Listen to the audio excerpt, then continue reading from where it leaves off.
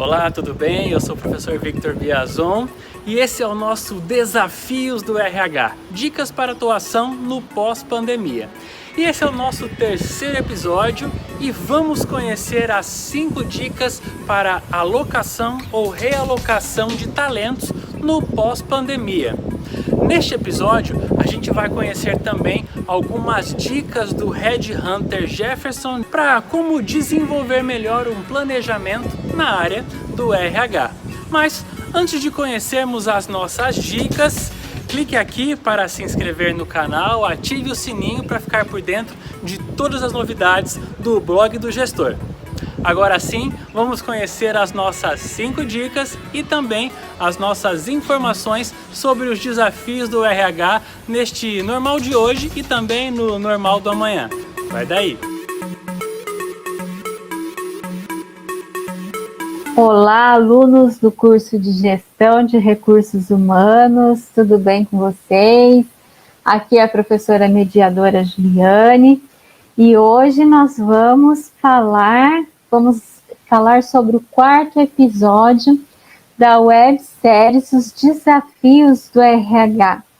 Então, falando um pouco de mim, vocês me viram lá no episódio 2, sou especialista em gestão de pessoas, em treinamento e capacitação também de pessoas, sou formada na área de RH e algumas especializações aí na área da educação.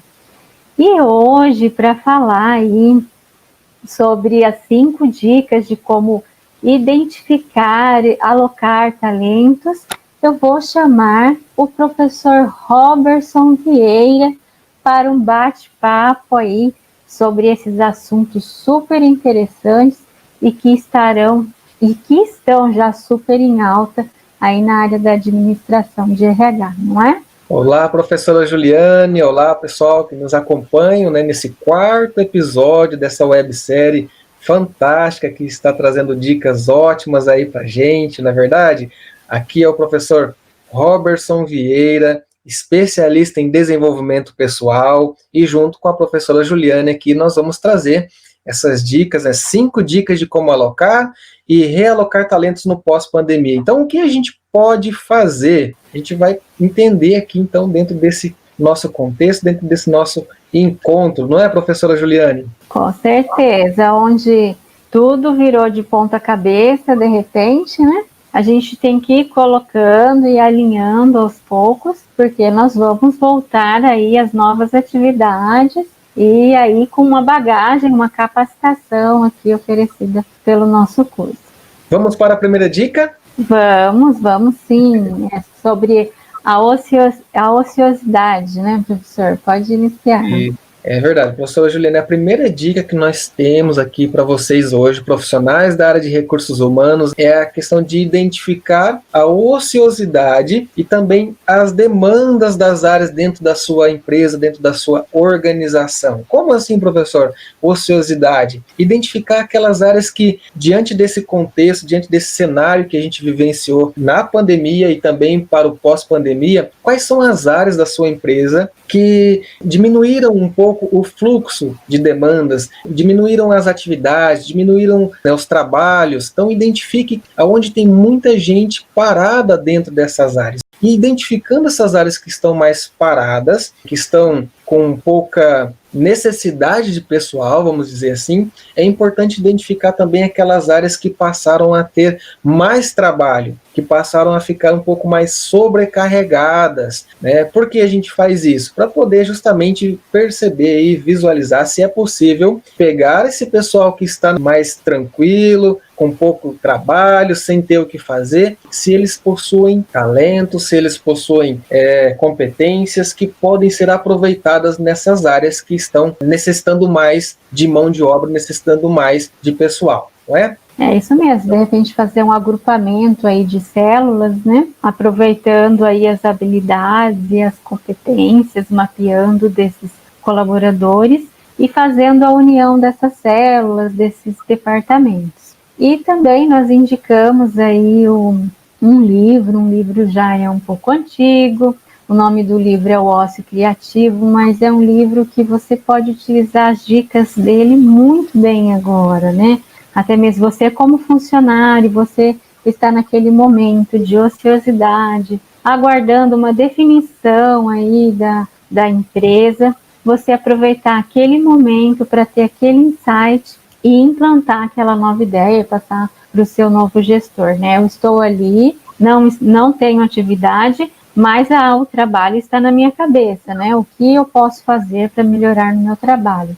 E lembrando que o trabalho, como eu disse, o trabalho está na nossa cabeça, é lógico que a gente tem que ter um tempo para descansar, não é mesmo, professor Robertson? Mas só que, de repente, nós estamos assistindo um filme, nós estamos olhando um banner, passando pela rua, e, de repente, vem aquele insight. E por que não sugerir, né, essas ideias aí na questão da ociosidade, agrupamento de setores aí da organização.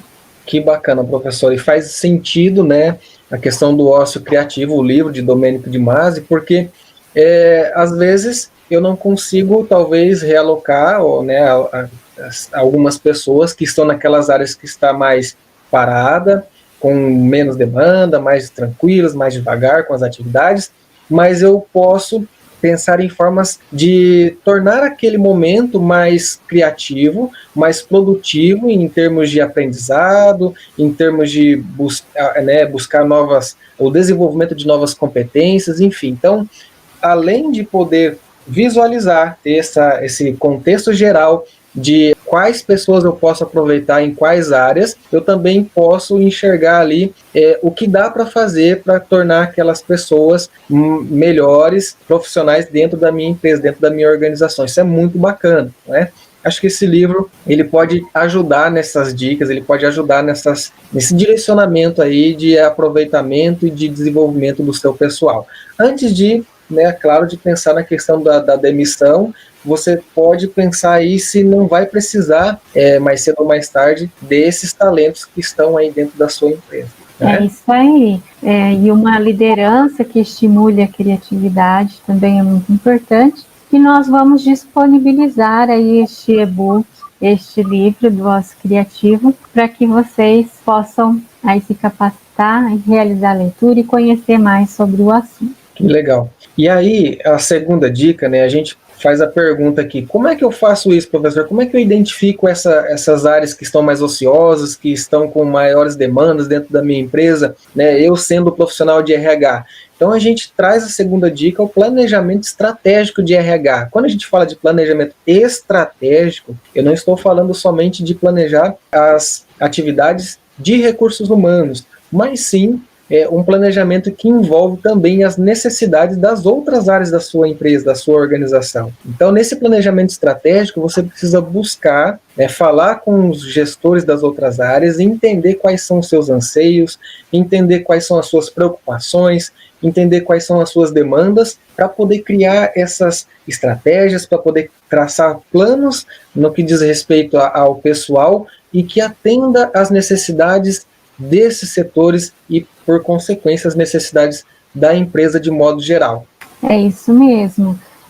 Isso que o professor Robertson falou. Eu vi a necessidade de cada departamento, cada gestor, o que ele precisa para realizar a entrega no tempo certo, de repente tem prazos, né? E entender que a necessidade dos consumidores também mudou um pouco, né? E as necessidades também dentro das empresas, ali, para o colaborador, para o gestor, também mudou um pouco, né? Hoje a gente tem que fazer um pouco de tudo também, né, professor Robertson? É verdade. E nesse planejamento de RH, nessa busca, nesse mapeamento, a área de RH, ela consegue ali uma parceria com os gestores de cada área, para que, enfim, possa ser realocado um talento, de repente uma pessoa ia ser demitida, como o professor Robertson falou lá no início, mas ela pode ser reaproveitada em outro departamento, porque as competências dela são voltadas para uma outra área ou uma outra dimensão dentro da organização. Que legal, né? Então, como é que eu faço isso, professor? É realmente indo até o pessoal das outras áreas, muitas vezes vocês não vão conseguir reunir todos os gestores num momento só para fazer esse planejamento. né, estratégico de RH, então pegue, vai você enquanto responsável por isso, vai até a área de cada um, vai conversar, observa as atividades de cada setor para poder entender, né, como funciona, e isso vai te ajudar a construir com mais assertividade essa provisão de pessoas em todas as áreas da empresa, né? Então esse é o papel do RH, é entender a necessidade pessoal, não só no RH, mas de todas as áreas da empresa. E com a ajuda dos próprios gestores, líderes setoriais, isso vai facilitar e muito o seu trabalho, vai facilitar muito nessa questão do planejamento estratégico de recursos humanos. Que legal, não é? Com certeza, porque o RH, né, assim como o professor Robertson disse, ela é aquela pecinha, aquela engrenagem que faz ali a empresa girar, né? E nesse momento ainda de pandemia, pós-pandemia, como o professor Robertson disse, a gente não vai poder reunir todo mundo junto ali, mas com as medidas e os cuidados necessários, você vai poder observar e se organizar quanto ao planejamento. E esse planejamento é muito importante, pessoal, muito importante que vocês conheçam o que a empresa onde você trabalha faz, quais são as suas metas, quais são os seus objetivos, né? Então, é nesse sentido, um planejamento que possa ali auxiliar e se conversar para que todos atinjam ali um objetivo comum. É legal, né, professora, que fazendo isso vai ajudar, inclusive, na questão de trazer a pessoa certa para o lugar certo, né? E para gerência, né, ou liderança certa, porque às vezes o profissional de recrutamento e seleção, o profissional de RH em si, ele sabe como contratar, ele sabe como fazer todo o processo de recursos humanos, mas às vezes ele contrata achando que está fazendo uma boa contratação, né, traz um talento para dentro da empresa, mas aquele talento ele não atende de fato a necessidade daquele setor que ele está indo, que aquela pessoa, que aquele candidato está indo. Então, conversando com as lideranças, conversando com quem vai trabalhar diretamente com essa pessoa, é muito mais fácil você achar alguém que vai estar alinhado com essas necessidades, que vai estar alinhado com esses objetivos internos, com a cultura interna também do setor e da empresa de modo geral. Isso é muito legal, muito importante aí.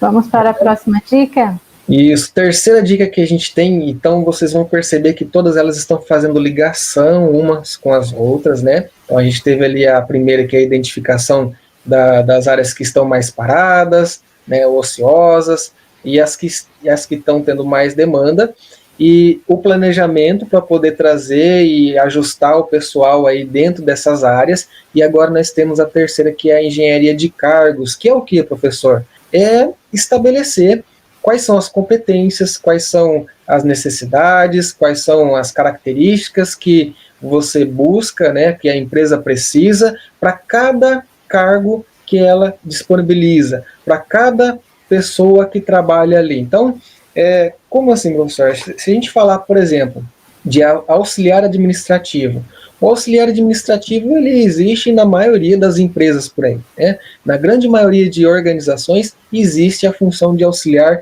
ou assistente administrativo. Agora, não podemos dizer que todos os auxiliares administrativos fazem as mesmas coisas nessas empresas. Cada um tem um tipo de função, cada um tem um tipo de atividade, e às vezes isso muda até mesmo dentro da própria empresa, dentro da própria organização, onde tem vários setores, com vários auxiliares administrativos, mas dependendo da área ele tem atividades diferentes. Com a engenharia de cargos, fica mais fácil, fica visível, né, a descrição do que precisa, quais serão as atividades a serem elaboradas por cada profissional naquele cargo, naquela vaga que a empresa tem à disposição. Isso é bem legal, porque ajuda em tudo no que diz respeito à provisão de pessoal, ao planejamento de RH estratégico e até mesmo no direcionamento de atividades e demandas para essas pessoas que trabalham ali. É isso mesmo, e até essa engenharia, essa descrição, como o professor disse, vai direcionar a pessoa certa para o lugar certo, O professor deu exemplo ali do auxiliar administrativo, né? Temos também exemplo vamos colocar um exemplo aqui de um facilitador de treinamento, né? Sim. Como seria a descrição de cargo desse facilitador de treinamento, né? A empresa teria que buscar uma pessoa na sua equipe ou fora, que tenha ali uma boa comunicação, uma boa dicção, uma oratória, seja mais extrovertido, né? E que consiga ali falar em público, que consiga entender o conteúdo para passar para os demais colaboradores da empresa.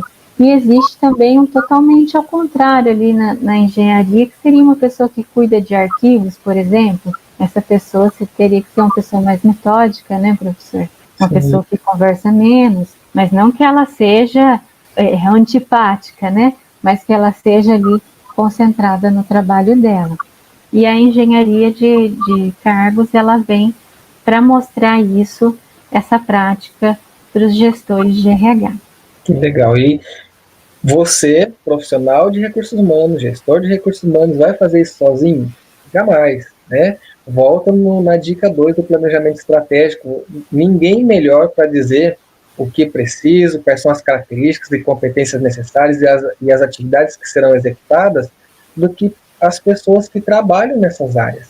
Então, você precisa conversar, né, talvez não só com a chefia nesse caso, mas também com outras pessoas que trabalham ali para entender o funcionamento, para entender as necessidades, para entender as atividades que cada cargo vai executar, né? Cada pessoa que ocupe aquele cargo vai executar. E isso vai te dar aí uma assertividade, um grau de qualidade nessa produção dessa engenharia de cargos muito maior do que se você fizer algo da sua cabeça. Então, é importante considerar isso também, tá? É isso aí.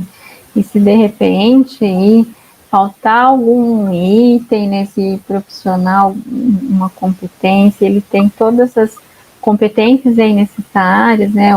O RH identificou junto com o gestor da área, mas falta um itemzinho ali para aquele colaborador se encaixar. Então, entra ali na minha área, que eu gosto de treinamento e capacitação de pessoas, e daí convido vocês a assistirem o episódio 2, onde a gente dá as dicas ali de treinamento e desenvolvimento. É verdade, lembrando que esse já é o 4º episódio, se você não viu os 3 primeiros, né, vale a pena.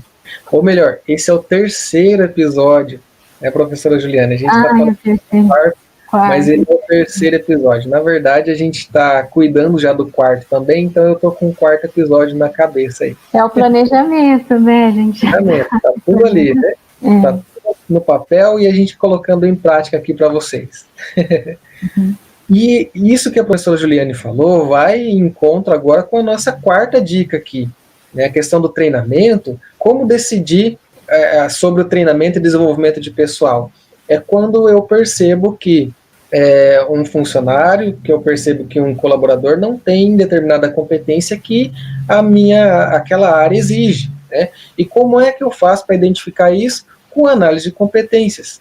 E a melhor forma de fazer essa análise de competências é usando ferramentas estratégicas, né? Eu trouxe aqui para vocês, né, trouxe de novo aqui a questão do People Analytics, que a gente tratou lá no episódio 1 com o Douglas Camilo, que são ferramentas, né, que faz uso da tecnologia para avaliar comportamentos, para avaliar competências técnicas e comportamentais. Com essas ferramentas é muito mais fácil e te traz uma assertividade acima de 90%, porque ela utiliza ali várias teorias para fazer essa avaliação e essa análise de comportamentos. Então você consegue identificar quais competências, quais habilidades, quais conhecimentos estão faltando para aquela pessoa, para aquele colaborador, e aí sim aplicar um treinamento, desenvolvimento para poder tornar ela mais apta para aquele cargo, né? Aquele cargo que você já desenhou, aquele cargo que você já estruturou na engenharia de cargos, que era a dica anterior. Percebe como tudo faz sentido, como tudo vai tendo ligação uma com a outra aí, né? Tudo vai se interligando, né? Isso. Professor Robertson, vou te fazer uma pergunta agora. A gente não tinha nem falado sobre isso, né? A gente está falando de identificação, realocação, mudança de cargo. Mas quando eu identificar uma liderança, né, naquela célula ali de trabalho, é ideal que aquele líder, ele lidere aquele grupo que ele era par deles, né, que trabalhavam com ele, ou que ele lidere uma outra célula. Olha, que legal essa pergunta, professora. Assim, vai depender muito dos perfis, não só do líder que assumiu aquela liderança dos pares, mas também da equipe, né? Porque eu já vivenciei esses dois lados aí. E depende do... Por que eu falo que depende dos dois lados? Porque, às vezes, aquele par que foi promovido a um cargo de chefia ou de liderança para assumir ali, ele foi, vamos colocar assim, talvez ele não atenda às expectativas daquela equipe, e a equipe não o aceite, né? Então, nesse caso, ele vai acabar não sendo um líder, percebe? Ele só vai ser um líder quando a própria equipe aceita ele enquanto líder, e se ele receber essa promoção de um cargo, né, além de chefe, ele também será um líder. Isso é bem bacana ter essa visão, porque o que define a liderança é a aceitação do grupo. Olha que legal, né? Agora, se a gente falar assim, mas e quando vem alguém de fora? É outra barreira que ele tem que enfrentar, né? Quando vem uma pessoa de fora, ela tem que fazer o papel, né? Talvez chegue ali, se for em forma de cargo, chegue em forma de chefe, não tem jeito, vai chegar, porque a chefia, a característica de chefe é isso, é ter um cargo, tá? E o cargo ele é ofertado pela empresa, não pelas pessoas que ele vai cuidar. Então, o papel desse chefe é colocar em prática atribuições de liderança, né? E quando eu falo atribuições, isso está ligado a competências comportamentais. E aí sim, além de chefe, ele vai poder ser também um líder. No começo, não é logo de cara que se conquista essa liderança. É muito difícil dizer isso, a não ser que essa pessoa que acabou de chegar, ela já tenha sido conhecida pela equipe, o pessoal já sabe do trabalho dela por outras formas, por outras fontes, isso facilita um pouco, mas quando vem alguém totalmente desconhecido assumindo um cargo de chefia, ele precisa conquistar a liderança por meio dos seus comportamentos, por meio das suas ações, né? E você, enquanto profissional de RH, trazendo para o nosso tópico aqui, fazendo ligação com essas dicas aqui, entra justamente aqui, se você precisar trazer uma liderança, ou identificar uma liderança dentro da própria equipe, faça essa análise de competências, veja se ele tem essas características de liderança, e isso vai ser muito mais fácil de ser recebido pela equipe que vai ser liderada, que vai ser gerenciada. Então, essa análise de competências, ela vai permitir isso, colocar a pessoa certa no lugar certo, com o cargo certo. É bem legal. Aí entra outras questões, né, de relacionamento interpessoal depois, né, mas isso fica mais para frente, mas é bem isso que o professor Robertson falou, né, são duas situações totalmente diferentes, mas que são situações que podem acontecer aí no nosso pós-pandemia. Ver como que o comportamento faz muita diferença, né? Então, quando a gente for avaliar, né, fazer essas análises de competências, fazer essas análises de tomar a decisão sobre contratar ou alocar ou realocar uma pessoa que trabalha ali na empresa, eu não posso considerar somente o conhecimento técnico. Às vezes eu pego alguém de uma outra área que tem conhecimento técnico, tem uma boa formação e realoco ali, coloco para aproveitar, mas aí ela não atende no que diz respeito às competências, às soft skills, né? As competências relacionais, as competências comportamentais. Então, tudo precisa ser considerado, tanto as competências técnicas, né, quanto as competências comportamentais na alocação e na realocação de talentos dentro da sua empresa para ter um objetivo alcançado. Né? Isso aí. Dica 5? Avaliação de desempenho? Essa mesmo, professora Juliane.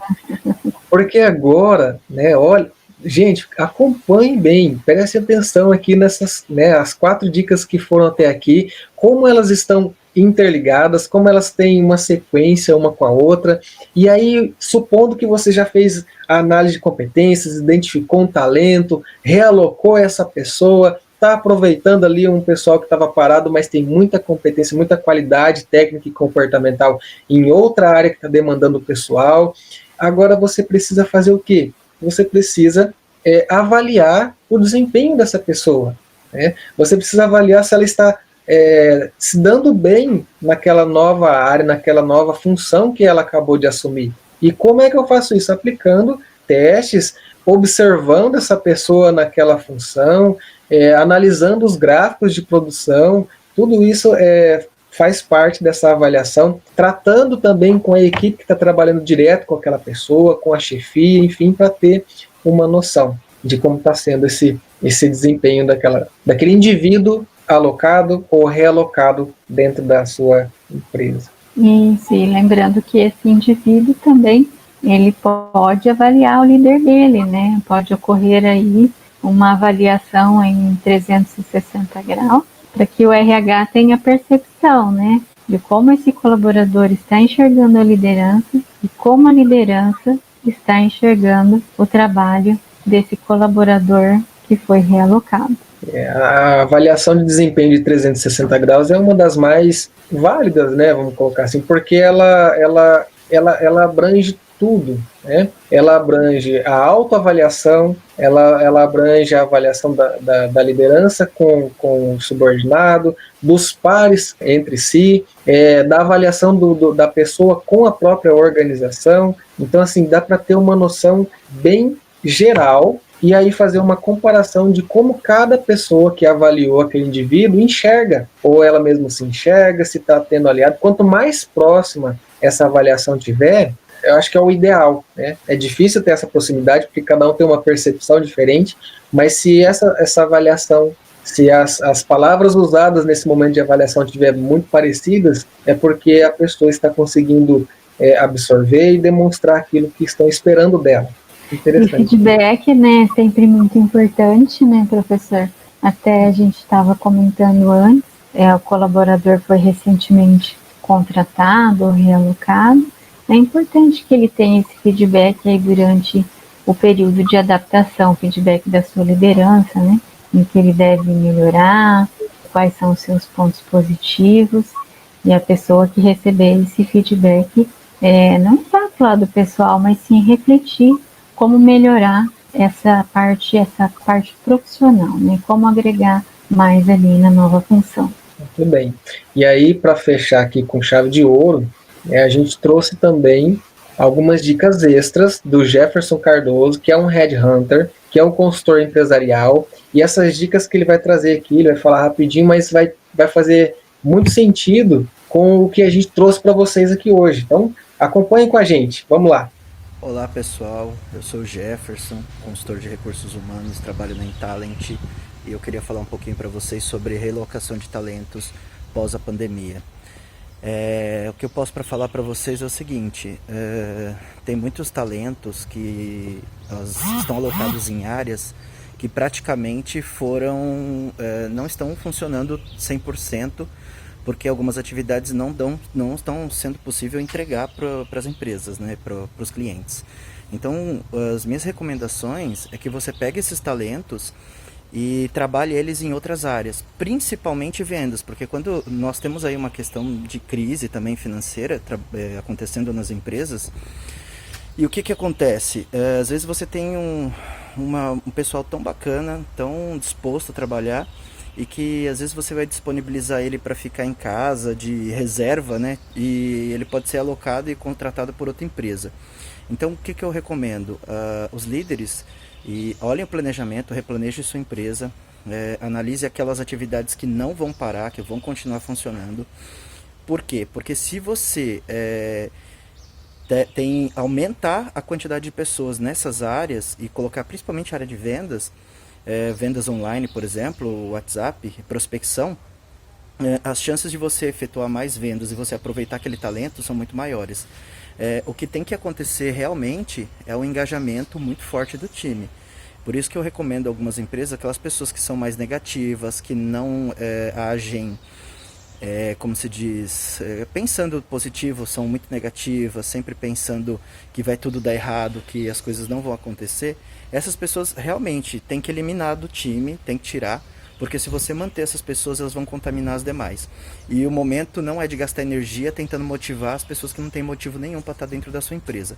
Então, alguns talentos, infelizmente, têm que ser disponibilizados para o mercado.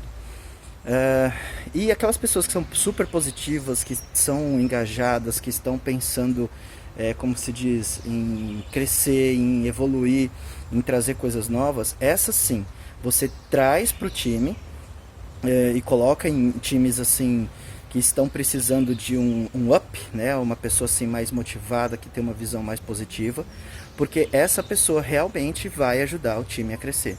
Então, minha recomendação para vocês é essa: troque aquelas pessoas que estão em áreas que não estão funcionando ou não tem como trabalhar, né? Não deixe essa pessoa em casa, não desperdiça mão de obra, a não ser que a empresa não tenha recurso. Mas se tiver recurso, investe em venda, investe em marketing digital, investe nessas coisas, porque é isso que vai fazer a sua empresa crescer, a sua empresa ganhar dinheiro, manter o cliente aquecido, manter o cliente, o lead, né?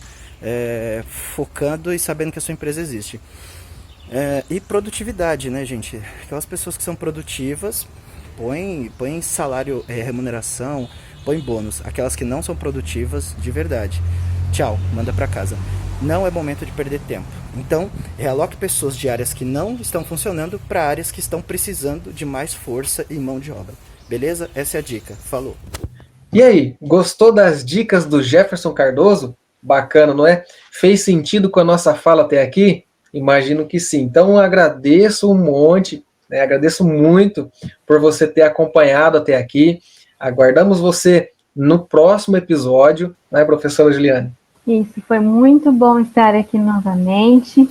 Você, aluno, deve ter ouvido alguns termos, alguns conceitos, inclusive aqui na nossa barra de rolagem aqui tem Headhunter, né? O que será que é esse Headhunter? Convido vocês a acessarem o nosso site Experimentação, que está na sala do café, e lá você encontrará o dicionário de RH, que trazem aí termos e conceitos do dia a dia, da rotina dos administradores e gestores da área de recursos humanos. Então, um forte abraço no coração de vocês e até a próxima. Grande abraço e até mais. Até mais. Tchau. E esse foi o nosso terceiro episódio da série Desafios do RH, Dicas para Atuação no Pós-Pandemia. Quer saber mais dicas? Quer saber quais são as dicas que veremos no próximo episódio? Então já sabe, fique ligadinho aqui no blog do gestor e na próxima semana vamos conhecer as outras 5 dicas aqui no nosso Desafios do RH. Até lá!